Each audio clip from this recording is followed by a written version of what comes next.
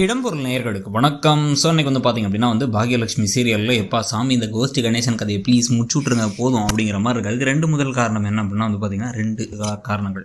அதில் முதல் காரணம் அவருடைய கேரக்டரை கொண்டு வந்தது, அந்த கொண்டு வந்த விதம், இது எல்லாமே லாஜிக்கே கிடையாது. சும்மா டிஆர்பிக்காக தான் கொண்டு வந்தது. எழிலுக்கும் அமிர்தாவுக்கும் ஏதாச்சும் ஒரு ரோல் கொடுக்கணுங்கிறதுக்காக தான் கொண்டு வந்தது அப்படிங்கிறது தெல்ல தெளிவாகவே தெரியும். அவர் செத்து போனாருங்கிறது எல்லாத்துக்கும் தெரியும். அவர் ஒன்றும் காணாமலாம் போகிறங்கிறதும் தெரியும்.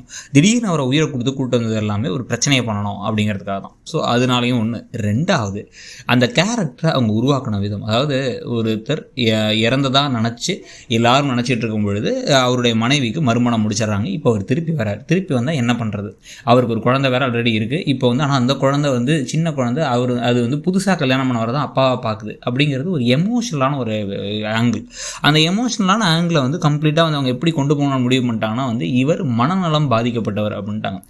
லாரியில் அடிபட்டதுனால மனநலம் பாதிக்கப்பட்டாரா என்னங்கள்லாம் காமிக்கல. ஆனால் அவருடைய கேரக்டர் அதுக்கு முன்னாடி காமிக்கும் போது ரொம்ப நல்லவரா, ரொம்ப பாசமானவரா, ரொம்ப புரிஞ்சுக்கிறவரா, அமிர்தாவை படிக்க வைக்கணும்னு அவர் சொன்னதுனால தான் அமிர்தாவுடைய அப்பா அம்மா என் பையனோட ஆசையை நிறைவேற்ற நீங்கள் கூட்டுருவாங்க அவ்வளோ நல்லவராக காமிச்சிட்டு அவர் மேலே என்ன நம்பிக்கை இருக்குது, இன்னும் ஒரு பாசம் இருக்குது, கணேசன் எப்படி தெரியுமா, கணேஷ் எப்படி தெரியுமா, கணேஷ் தான் சந்தோஷப்பட்டிருப்போம் அப்படி இப்படின்னு பேசி அவர் அவ்வளோ தூரம் நல்லவராக காமிச்சிட்டு திடீர்னு சீரியலுக்காக அந்த கேரக்டர் அப்படியே உல்டாவாகி கம்ப்ளீட் பைத்தியமாக காமிக்கிறது மட்டும் இல்லாமல் அமிர்தா டப்ப கல்யாணம் படிக்கிறோம் அபித்தா அப்படின்னு சொல்லிட்டு பேச வச்சுட்டு இருக்காங்க.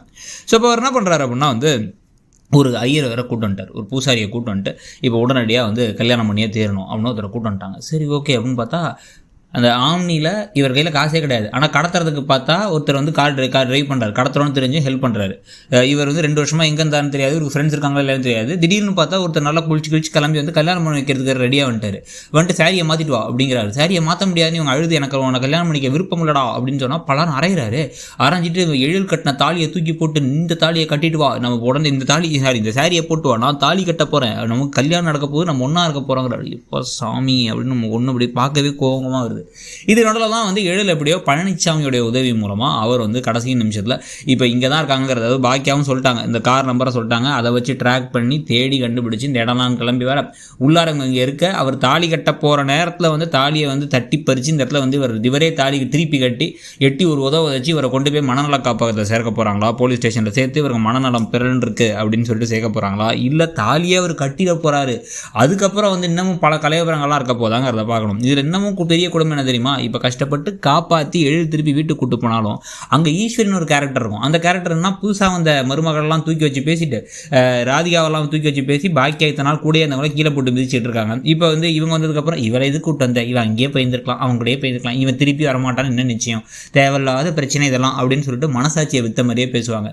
ஒரு பக்கம் ஈஸ்வரியுடைய அந்த வன்மத்தனமான கொஞ்சம் கூட மனசாட்சி இல்லாத பேச்சுகள், இன்னொரு பக்கம் பாக்யாவின் பேக்குத்தனமான வேலைகள், அவங்க செய்கிறது பண்ணுறது ஒவ்வொரு முடிவு எடுக்கிறது எல்லாமே கம்ப்ளீட் முட்டாள்தனமாக இருக்கும். இவங்களை எப்படி நம்ம ஹீரோயினாக வச்சு பார்க்குறதுங்கிற மாதிரி இருக்கும். அதை விட செய்கிறதெல்லாம் செஞ்சுட்டு ஒரு ரியாக்ஷன் வேறு பரிதாபமாக கொடுக்குறேன்னு ஒரு ரியாக்ஷன் கொடுப்பாங்க. ஓ மை காட் நோ அப்படின்னு இருக்கும். அது ஒரு பக்கம்னா இன்னொரு பக்கம் எழிலுக்கு மொத்தமே 3-4 வசனம் மட்டும்தான்.